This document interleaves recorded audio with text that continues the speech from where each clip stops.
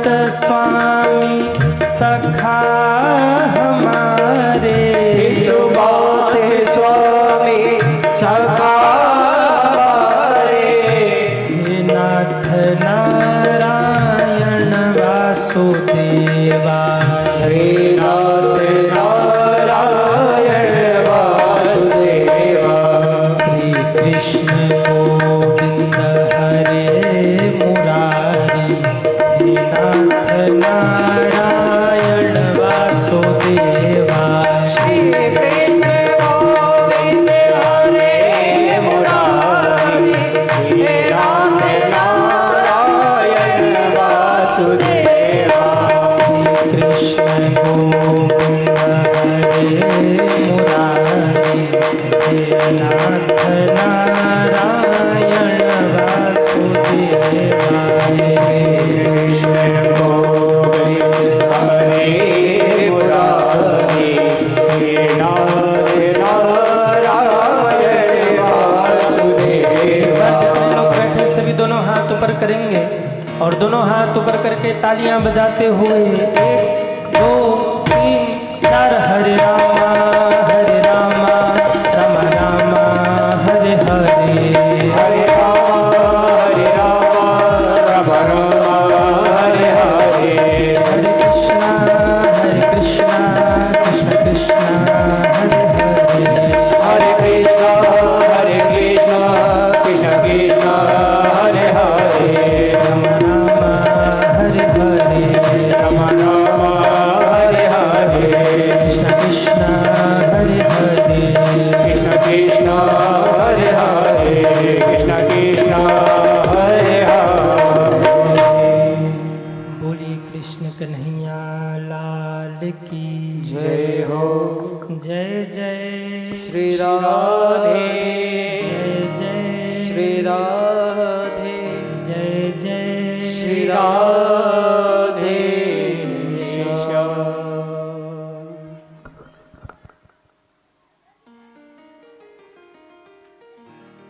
आइए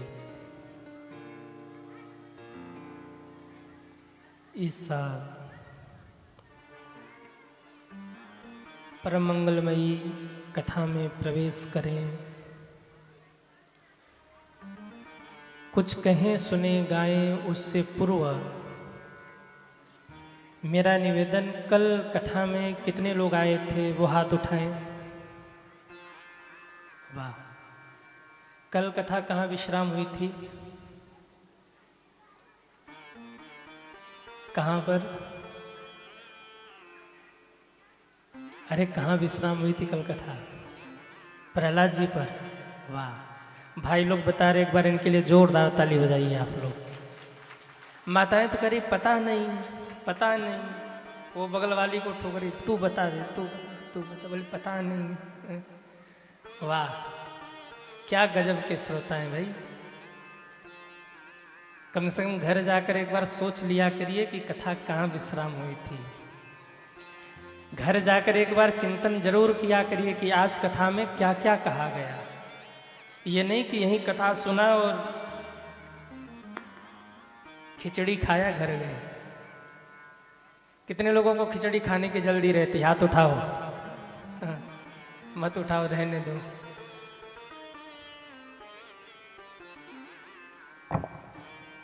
कल की यात्रा में हम सभी ने दर्शन किया, प्रहलाद जी महाराज पे भगवान ने कृपा की। प्रहलाद जी भगवान के परम भक्त थे, परम वैष्णव। पर जो उनके पिता हिरण्यकश्यपु थे ना, हिरण्यकश्यपु बहुत पापी था।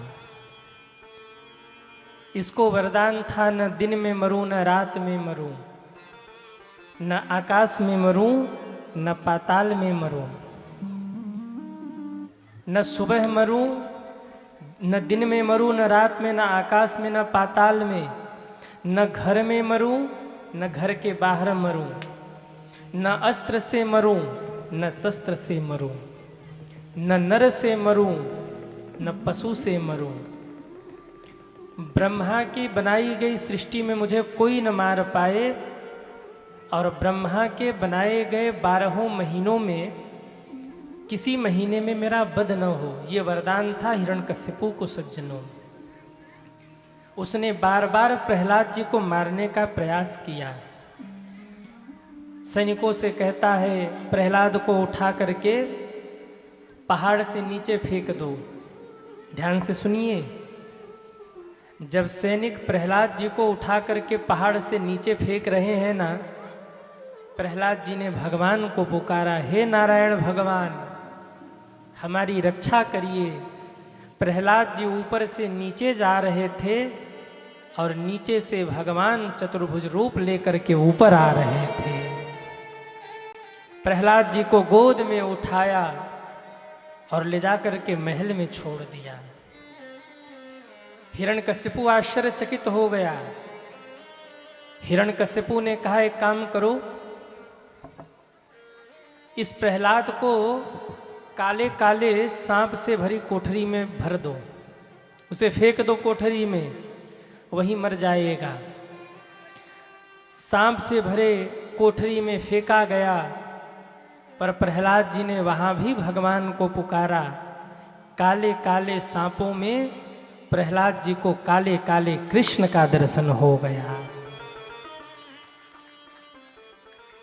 देखने वाले ना पत्थर में भी भगवान को देख लेते हैं, और जो भक्त न हो वो सामने भगवान भी खड़े हो ना तो पत्थर ही मानेगा।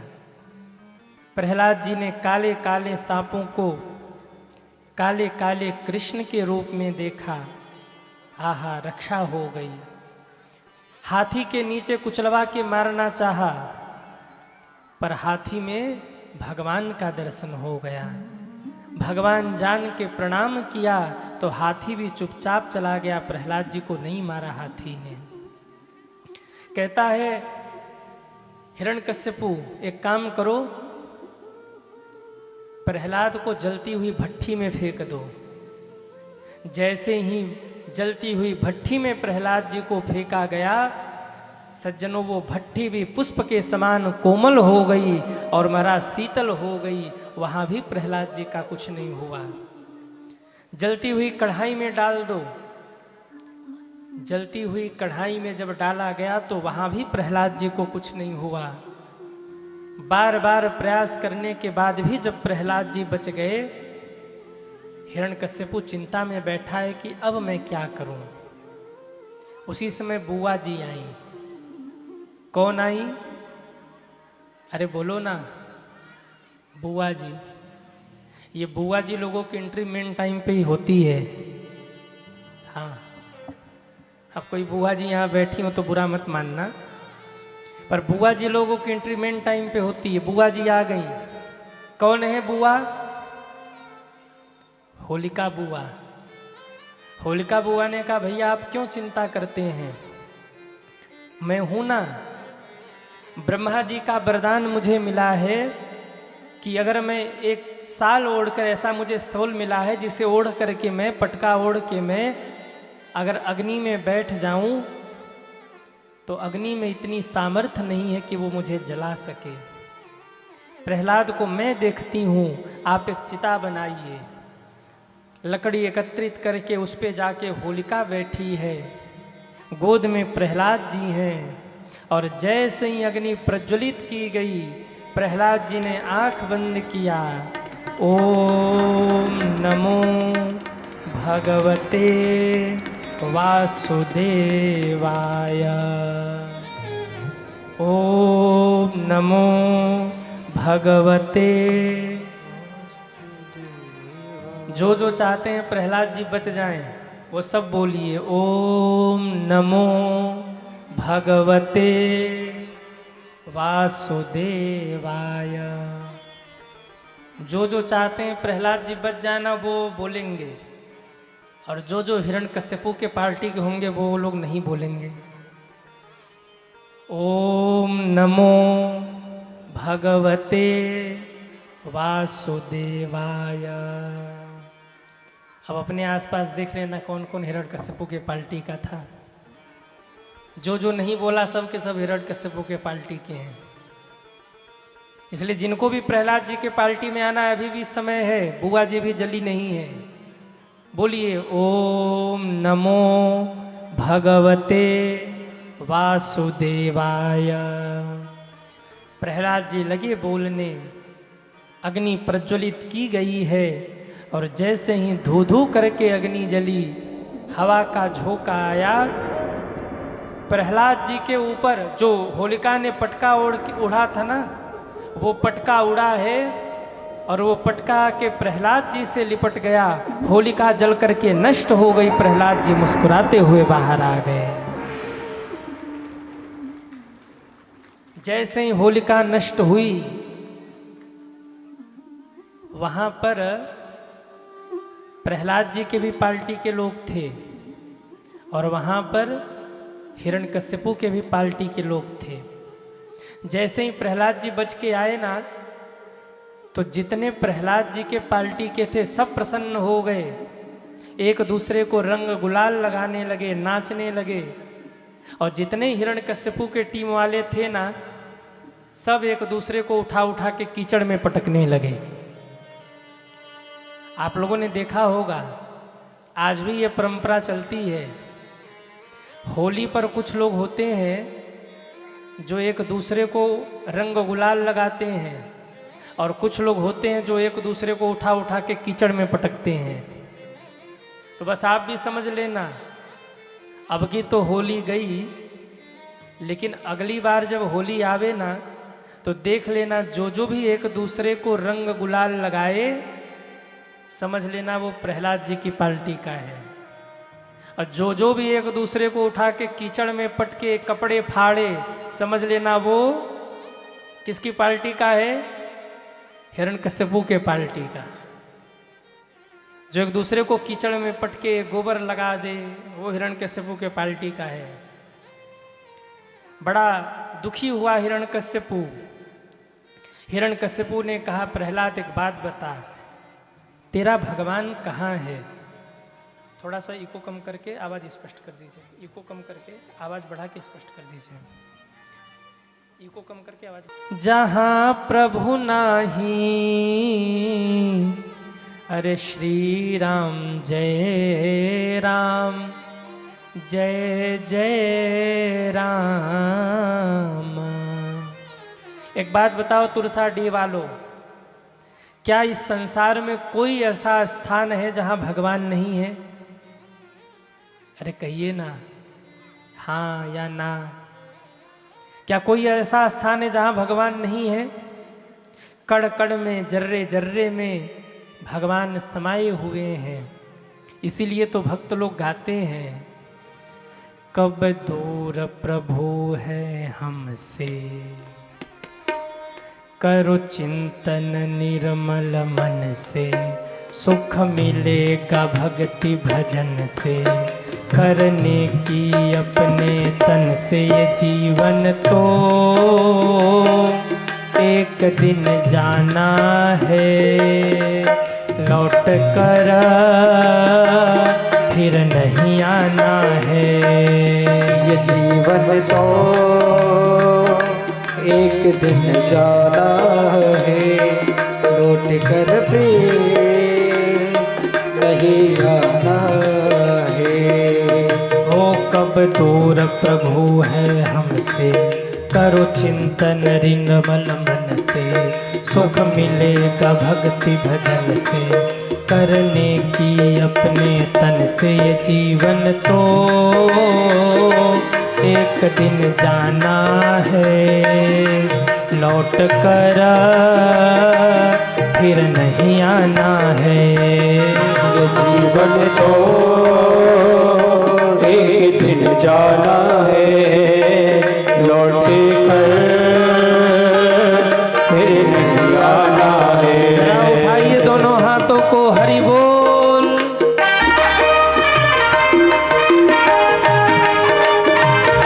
जय हो।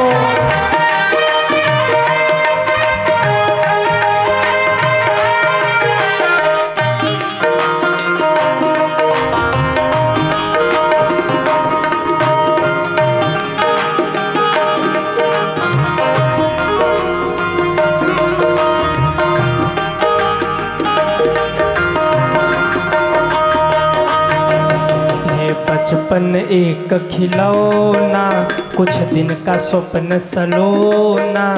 जब जाए जवानी तेरी तो याद पड़ेगा रोना। जब जाए जवानी तेरी फिर याद पड़ेगा रोना। फिर याद पड़ेगा रोना। फिर याद पड़ेगा रोना। बचपन गया, जवानी गई, अब क्या आया? बुढ़ापा। और जब बुढ़ापा आया ना तो हुआ क्या? जब आया तेरा बुढ़ापा, सहते हैं दुख आपा। ऐसे मिट जाए जग से जैसे पानी बीच बतासा। ये जीवन तो एक दिन जाना है, लौट कर फिर नहीं आना है। ये जीवन तो एक दिन जाना है, लौट कर फिर नहीं आना है। ये जीवन तो एक दिन जाना है, लौट कर फिर। जय हो।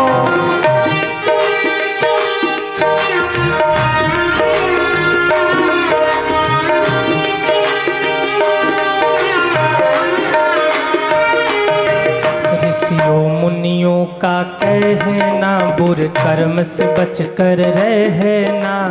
जीवन में जब दुख आए उसे हंस कर के सह लेना। जीवन में जब दुख आए उसे हंस हंस कर सह लेना। जीवन में जब दुख आए उसे हंस हंस कर सह लेना। जीवन में जब दुख आए उसे हंस हंस कर सह लेना। करो प्रभु की सच्ची भक्ति, मिल जाए दुख सहने की शक्ति। चलना तो संभल संभल कर, मिल जाए कि तुझको मुक्ति। ये जीवन तो एक दिन जाना है, लौट कर फिर नहीं आना है। जीवन को एक दिन जाना है, लौट कर फिर नहीं आना है। जीवन तो एक दिन जाना है, लौट कर फिर नहीं आना है। जीवन तो एक दिन जाना है, लौट कर फिर नहीं आना है। अब दूर प्रभु है हमसे, करो चिंतन निर्मल मन से। सुख मिलेगा भक्ति भजन से, करने की अपने तन से। ये जीवन तो एक दिन जाना है, लौट कर फिर नहीं आना है। ये जीवन तो एक दिन जाना है, लौट कर फिर नहीं आना है। जीवन तो एक दिन जाना है, फिर नहीं आना है। लौट कर फिर नहीं आना है। फिर नहीं आना है। फिर नहीं आना है। ये जीवन तो एक दिन जाना है, लौट कर फिर नहीं आना है। इसलिए ऋषियों मुनियों का कहना, बुरे कर्म से बच कर रहना। जीवन में जब दुख आए उसे हंस कर के सह लेना। जीवन में जब दुख आए उसे हंस कर के सह लेना। और करना क्या है? करो प्रभु की सच्ची भक्ति। अरे आप लोग भी तो गा लो, उठाइए दोनों हाथों को। करो प्रभु की सच्ची भक्ति, करो प्रभु की सच्ची, मिले दुख सहने की शक्ति। चलना तो संभल संभल कर, मिल जाएगी तुझको मुक्ति। ये जीवन तो एक दिन जाना है, लौट कर फिर नहीं आना है। ये जीवन तो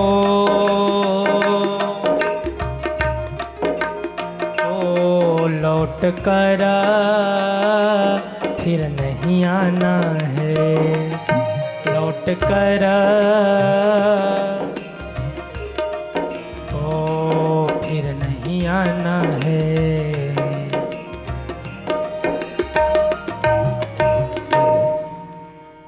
कब दूर प्रभु है हमसे। प्रहलाद जी ने कहा, पिताजी भगवान कब दूर है? कण कण में भगवान विराजमान है, जर्रे जर्रे में वही भगवान तो समाये हुए हैं। हिरण्यकश्यपु क्रोध में बोला, अगर कण कण में तेरा भगवान है तो एक बात बता, जो सामने ये खम्मा है, क्या इस खम्मे में भी तेरा भगवान है? प्रहलाद जी बोले, पिताजी जब कड़कड़ में मेरा भगवान है तो इस खम्मे में भी मेरा भगवान है। हिरण्यकश्यपु ने उठाई अपनी गदा और कहा, प्रहलाद कह दे अपने भगवान से, बच सके तो बच ले मेरे प्रहार से। और इतना कह के जो प्रहार किया है, खम्मा पाड़ते हुए नरसिंह भगवान प्रकट हो गए। बोलिए नरसिंह भगवान की।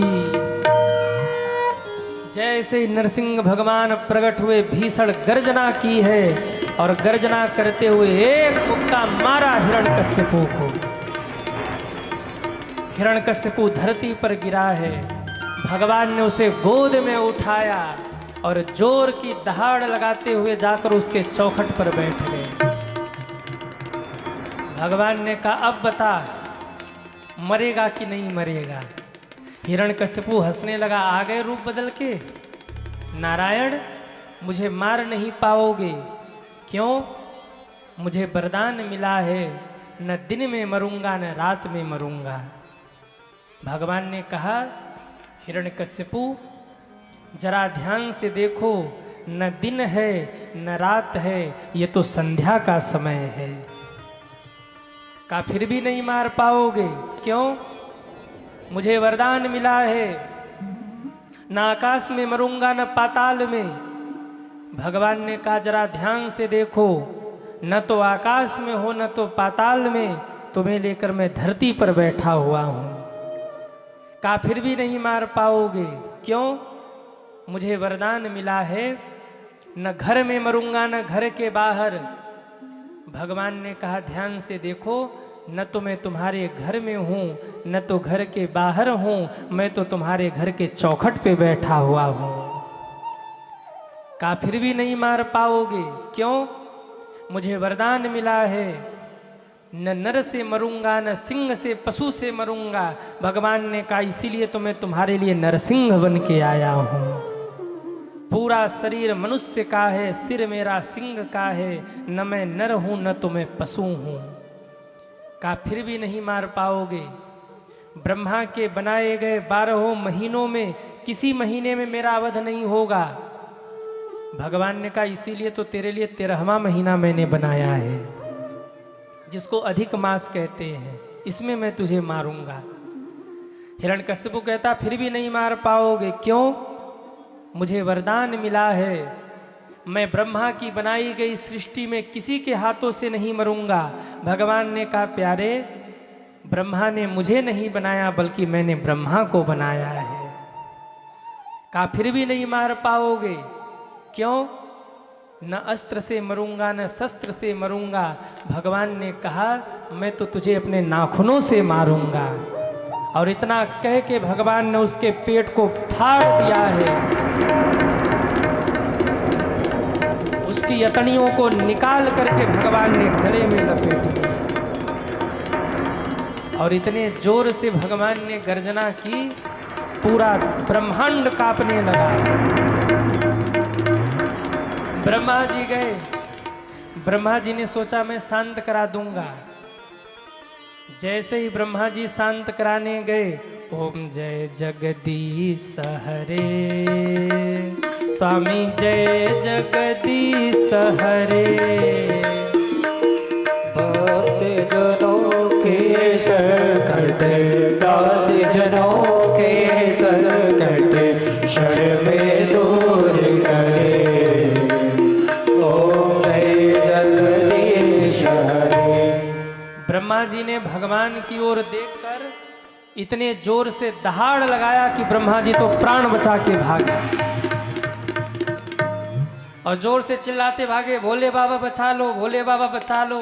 भोले बाबा ने कहा चिंता मत करो, वो कुछ करेंगे नहीं, अभी थोड़े दूर हट जाओ, गुस्से में है। नारद जी को कहा गया महाराज थोड़ा धीरे बजाओ, एकदम धीरे। आप देखिए नारद जी आए, सोचने लगे क्या करूं। मन में आया श्रीमान जी कितने भी गुस्से में हो, अगर सामने श्रीमती जी आ जाए तो गुस्सा शांत हो जाता है, होता है कि नहीं। कितने भी गुस्से में भाई पति हो, और पति ने जहां गुस्से में देखा और कहा अच्छा गुस्सा करोगे, अब बताती हूं मैं, भोजन पानी बंद, सोई पति का गुस्सा शांत। नारद जी ने कहा मैं कुछ जुगाड़ लगाता हूं, नारायण गुस्से में है ना तो लक्ष्मी जी को लेके आता हूँ। दौड़े दौड़े गए, माता जी प्रणाम, माता जी प्रणाम। हाँ हाँ नारद बताओ। नारद जी ने कहा माता जी आज आपके पति देव ने बड़ा सुंदर रूप धारण किया है, चलिए ना चल करके दर्शन कर लीजिए। और माता जी विश्वास मानिएगा ऐसा सुंदर रूप आपने जिंदगी में कभी नहीं देखा होगा। माता जी खुश हो गई, आरती की थाल सजाई और जैसे ही आके नारायण भगवान के सामने खड़ी हुई, ओम जय जगदीश हरे, स्वामी जय जगदीश हरे। दास जनों के संकट, दास जनों के संकट, क्षण में दूर करे। ओम जय जगदीश हरे। नारद जी ने कहा था माता जी आगे से मत जाना, पीछे से जाना। अगर आगे से जाओगी ना तो खतरा हो जाएगा, पहले पीछे से जाना। आगे से जाओगी तो डायरेक्ट उनका स्वरूप आप देख के बर्दाश्त नहीं कर पाओगी। माता जी को लगा था अच्छा इतना सुंदर रूप धारण किया। जो ही माता जी जाकर पीछे से आरती करने लगी, भगवान विष्णु ने पीछे देखकर एक बार ज्यों दहाड़ लगाया, माता जी ने तो वही थाली पटका, अरे बाप रे बाप, भागी उल्टे पैर। और भागते भागते एक बार में सीधे बैकुंठ पहुंची। और बैकुंठ पहुंचकर 2 मिनट तक सांस लेती रही लंबी लंबी, और फिर जोर से बोली अरे बाप रे बाप, नारद ने तो मरवा ही दिया होता आज। कह रहा था बहुत सुंदर रूप बना के बैठे हैं, अरे हमको क्या पता वहां गब्बर शेर बने बैठे हैं। हमको तो वहां जाने के बाद पता लगा कि गब्बर शेर बने बैठे हैं, अब नहीं जाऊंगी। सारे देवता परेशान हैं, क्या किया जाए। तब नारद जी ने सोचा कि अगर भगवान गुस्से में हो और भक्त सामने आ जाए तो भगवान का गुस्सा अपने आप शांत हो जाता है। प्रहलाद जी की ओर इशारा किया, बेटा तुम सामने जाओ। ध्यान से सुनना। जैसे ही प्रहलाद जी सामने आए ना, प्रहलाद जी को देखते ही भगवान भावुक हो गए। दौड़ के प्रहलाद जी को गोद में उठाया और जाके चौखट पर बैठ गए। और जैसे एक गाय अपने बच्चे को दुलार करती है ना, ऐसे भगवान प्रहलाद जी को दुलार करने लगे। क्योंकि पशु बने हैं ना, पशुओं का स्वभाव होता है पशु जब भी अपने बच्चे को दुलारते हैं तो चाटने लगते हैं। पशु जब अपने बच्चों पे बहुत खुश होंगे ना तो उनका स्वभाव है अपने बच्चे को चाटने लगेंगे। आज भगवान अपनी लंबी लंबी जिह्वा से प्रहलाद जी को चाट रहे हैं और चाटते चाटते जब माथा चाटना शुरू किया तो कहते हैं भगवान के मुख में रक्त की धारा लगी थी और जब भगवान ने प्रहलाद जी का माथा चाटा तो ऐसा लग रहा हो मानो भगवान प्रहलाद का राज्य तिलक कर रहे हों, माथे पर तिलक लगा रहे हों। प्रहलाद जी को देखते ही भगवान भावुक हो गए और धीरे से कहने लगे, प्रहलाद मुझे क्षमा कर देना, मैंने आने में बड़ा विलंब कर दिया। प्रहलाद जी कहते, प्रभु आप मुझे क्षमा कर देना, मेरे कारण आपको नरसिंह बनना पड़ा, मेरे कारण आपको इतना कष्ट सहना पड़ा, हरि से सिंह बनना पड़ा, नारायण से नरसिंह बनना पड़ा, इसलिए आप मुझे क्षमा कर दीजिएगा। भगवान का क्रोध शांत हुआ, भगवान ने प्रहलाद जी पर कृपा की। प्रहलाद जी जाते जाते कहते हैं, प्रभु एक वरदान देकर जाइए। क्या? आपने मेरे पिताजी को भले ही मारा है, पर प्रभु मेरे पिताजी कैसे भी थे पर थे तो मेरे पिता ही, इसलिए उनको नरक में मत भेजना, उनको अपने धाम भेज देना। भगवान ने कहा, प्रहलाद जरा ध्यान से देखो, सामने एक विमान जा रहा है और उसमें कोई बैठा हुआ है। कहाँ महाराज? कोई बैठा है, कौन है वो? भगवान कहते, प्रहलाद ये तुम्हारे पिता हिरण्यकश्यपु ही हैं, तुम चिंता मत करो, ये मेरे हाथों से मरे हैं, मैं इनको अपने धाम भेज रहा हूं, तुम निश्चिंत हो जाओ। धन्य है प्रहलाद जी जिन्होंने अपने पिता का भी कल्याण करवा दिया। सज्जनों, बोलिए प्रहलाद जी महाराज की जय हो। प्रहलाद जी की कथा के बाद श्री सुखदेव जी कहते हैं, राजन अब मैं आपको गज और ग्राह की कथा सुनाता हूं। जंगल में एक हाथी रहता था। ध्यान से सुनिए गज की कथा। वो बड़ा बलवान था और उसे अपने बल का बड़ा अभिमान था। सज्जनों, जब भी वो जंगल में चलता ना, सबसे पूछता, क्यों भाई आप लोग ठीक हैं? सब कहते, महाराज आपके आशीर्वाद से ठीक है। वो गजराज फूला न समाता। एक दिन उसी अभिमान में पूरे परिवार के साथ वो नदी में स्नान करने गया। जैसे ही सरोवर में स्नान करने गया ना, उसी सरोवर में एक ग्राह था जिसने गज के पैर पकड़ लिए और गज के पैर को पकड़ करके वो ग्राह गज को भीतर खींचने लगा। एक दिन, 2 दिन, 3 दिनों तक तो वो गज अकेले युद्ध करता रहा और जब उसको लगा कि मैं कमजोर पड़ रहा हूं, तब उस पत्नी ने और परिवार ने, सज्जनों से, गज रोता हुआ अकेले ही युद्ध कर रहा है। ध्यान रखना, ये युद्ध ही जीवन का युद्ध है। सज्जनों, जब तक आपकी चल रही हो ना, पूरी दुनिया आपके साथ होती है और जिस समय आपके जीवन में विपत्ति आती है, दुनिया वाले साथ छोड़ करके चले जाते हैं। जब तक आपकी चल रही है ना, ये पूरी दुनिया आपके साथ रहेगी। दुख के सब साथी, सुख में न कोई। अगर आपकी बहुत ज्यादा जय जयकार हो रही हो ना, तो कभी भी मत सोचना कि ये जय जयकार आपकी जय जयकार है। ये जय जयकार आपके समय की जय जयकार है। जिस दिन समय पलटा खाएगा, सब के सब साथ छोड़ के चले जाएंगे। कोई बहुत कहे ना कि अरे भैया हमको एक बार तुम फोन करना, हम तुम्हारे लिए प्राण त्याग देंगे, हम तुम्हारे लिए प्राण देने को तैयार है। जहां कहोगे वहां आधी रात को खड़े मिलेंगे, जो कहोगे वो करेंगे। हम तुम्हारे लिए प्राण ले भी सकते हैं, प्राण दे भी सकते हैं। उनको कहो जरा कुएं में कूद के दिखाओ मेरे लिए, तुरंत भागेंगे, भैया ऐसा नहीं होगा।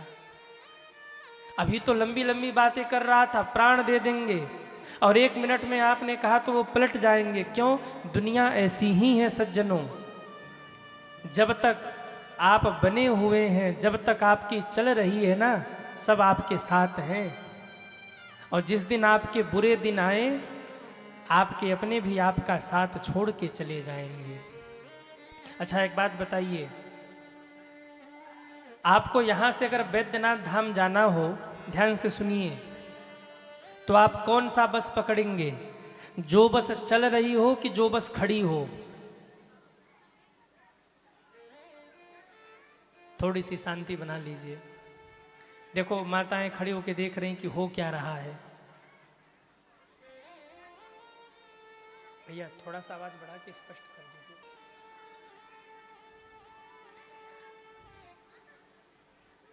थोड़ी सी शांति बना लीजिए। बोलिए भक्तवत्सल भगवान की जय हो। कहाँ थे हम लोग? कहाँ थे हम लोग? हाँ, बस। बस मतलब बस। अब बस करो, अब बस हल्ला मत करो, शांति से सुनो। बस मतलब बस। आपको यहाँ से बैद्यनाथ धाम जाना हो तो आप किस बस में बैठेंगे? जो बस चल रही हो या जो बस खड़ी हो? जो बस चल रही हो। अगर बस वाला कहे कि भैया 3 घंटे रुक जाओ फिर चलेंगे, तो आप तुरंत कहेंगे काम करो, तुम अपनी गाड़ी खड़ी रखो, हम दूसरी गाड़ी से जा रहे हैं। अब आप जरा सोचिए, जब खड़ी बस आप नहीं पकड़ना चाहते, रुकी हुई बस, ठहरी हुई बस, बिगड़ी हुई बस पे आप नहीं बैठना चाहते, तो बिगड़ी हुई जिंदगी में कौन अपने साथ रहना चाहेगा? रुकी हुई जिंदगी में कौन आपके साथ रहना चाहेगा? जिसकी बनी हुई है, जिसकी चल रही है ना, दुनिया हाँ जी नान जी कहते हुए पीछे लग जाती है।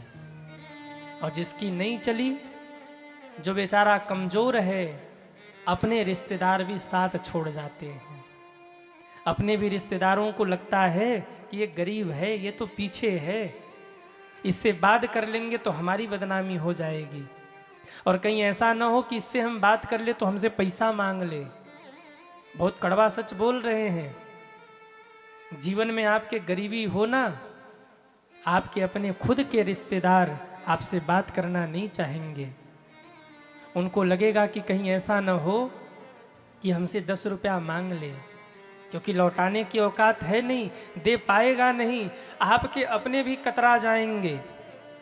आपका जीवन कितना भी सुंदर क्यों न हो, याद रखना, जिस दिन आप बेड बिस्तर पे पड़ जाओगे, आपका खुद का बेटा मन ही मन सोचेगा अब बाबूजी चले जाए तो ठीक है। पूरे जीवन भर बच्चे को आपने पाला हो, लेकिन आप 4 साल 5 साल के लिए बेड बिस्तर पर पड़ जाइए, चलने फिरने लायक मत रहिए, आपके परिवार के लोग ही आपके लिए मन्नत मांगेंगे कि अब बाबूजी चले जाएं तो ठीक है। क्यों? चलती हुई गाड़ी सबको अच्छी लगती है।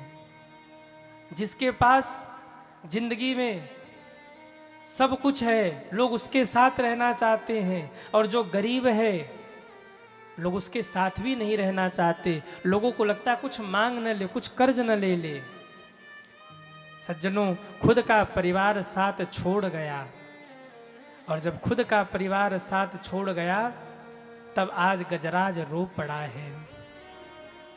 इस परिवार के लिए मैंने क्या क्या नहीं किया, इस परिवार के लिए मैं लड़ता रहा, झगड़ता रहा, पर आज इसी परिवार ने मेरा साथ छोड़ दिया। सज्जनों, याद रखना, जब घर के बाहर के दूसरे आपका साथ छोड़ें तो आपको उतनी पीड़ा नहीं होती, लेकिन जब दुख का दिन आए और अपने भी साथ छोड़ जाएं, तब जीवन में बहुत कष्ट होता है। जब दुख के दिन आए ना और अपने साथ छोड़ जाएं, तब लगता है कि हमने कितना लोगों के लिए किया और लोग हमारा ही साथ छोड़ गए। इसलिए मेरा निवेदन है, अपना मानना है तो केवल और केवल भगवान को अपना मानना। इस संसार में जितने भी रिश्ते हैं ना, सब के सब केवल और केवल स्वार्थ के रिश्ते हैं। कोई भी रिश्ता हो, सारे रिश्ते स्वार्थ के हैं। अपना कोई अगर सच में है तो वो केवल और केवल भगवान है, वो केवल और केवल प्रभु हैं। तो आप लोग कहेंगे कि गुरुजी तब हम क्या करें, घर द्वार छोड़ के बाबा जी बन जाए? जब कोई अपना है ही नहीं तो घर परिवार में रहने का मतलब क्या है? नहीं, इसका मतलब ये नहीं है कि घर द्वार छोड़ के आप बाबा जी बन जाओ। अगर इस संसार में सुखी रहना है ना, तो मेरी एक बात आप लोग मान लीजिए। कितने लोग सुखी रहना चाहते हैं वो हाथ उठाइए, जो सुखी रहना चाहते हैं। अच्छा, जिन्होंने हाथ नहीं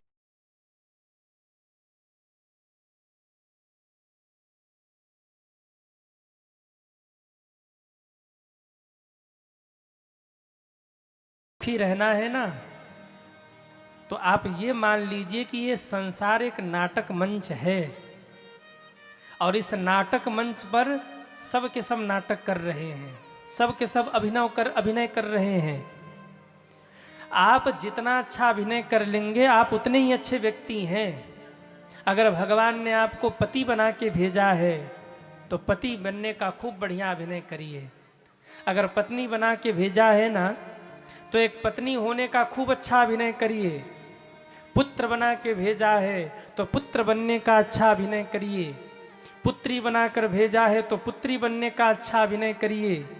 लेकिन एक बात सदैव याद रखिए, जब तक इस संसार में है तभी तक ये अभिनय चलने वाला है। मन में बिठा के रखिए कि भगवान ही सत्य है, अंत में भगवान के पास ही जाना है।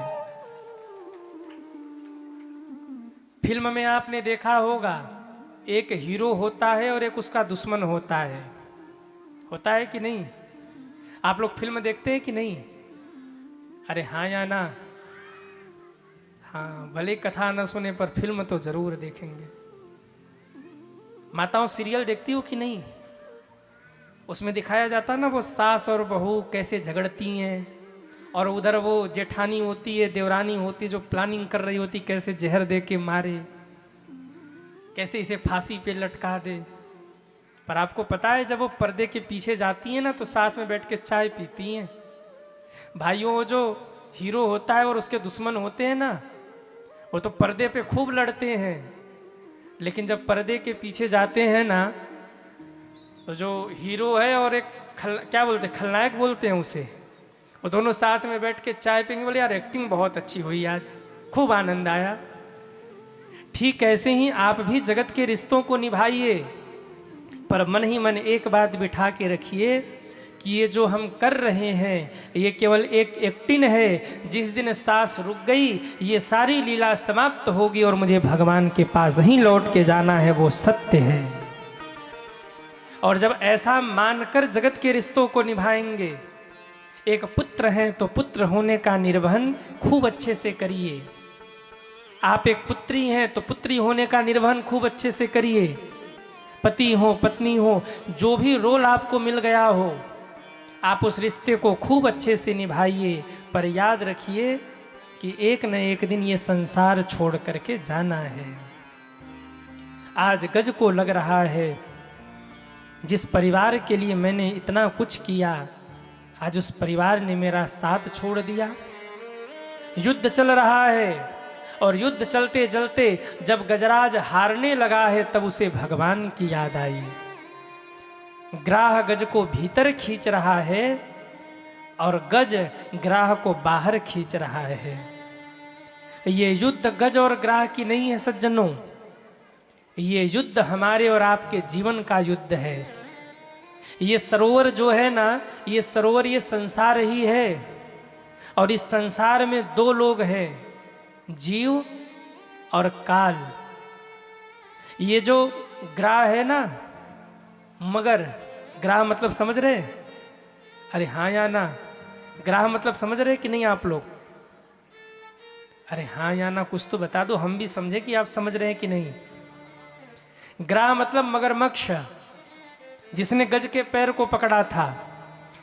मगरमच्छ हाथी को भीतर खींच रहा है और हाथी उस मगरमच्छ को बाहर खींच रहा है। हाथी कौन है? हम और आप ही हाथी हैं, और ये काल ही मगरमच्छ है। ये